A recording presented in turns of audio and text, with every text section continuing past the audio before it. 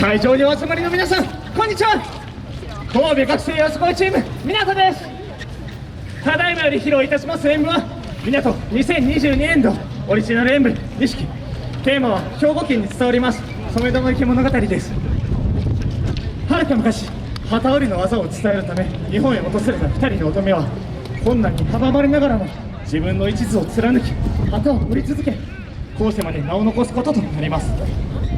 そんな2人の姿を我々皆んじに重ね合わせ、よさこいに対する一途な思いをこの演舞で表現できるよう精一杯演舞いたします。手拍子お心拍子のほどよろしくお願いします。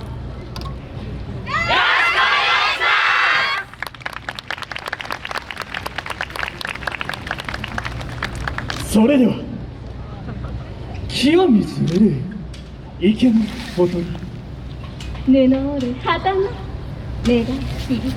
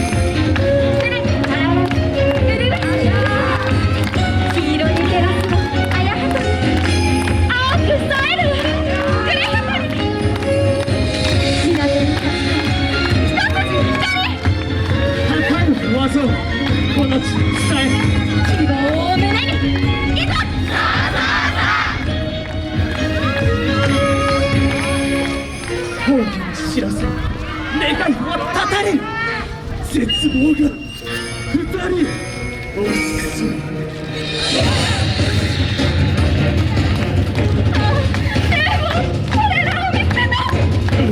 嘆く声は届かぬ果てより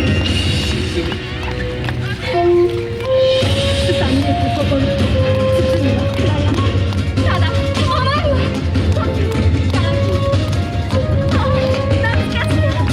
思いは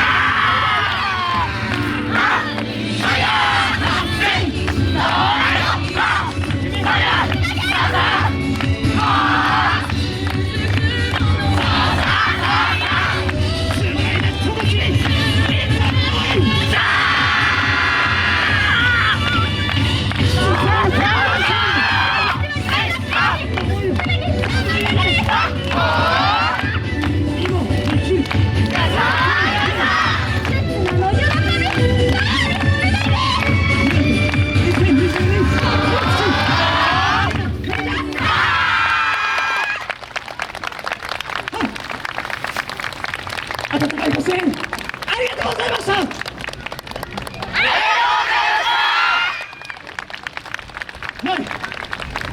港撤収。神戸学生よさこいチーム港の皆様、ありがとうございました。ここで一点お客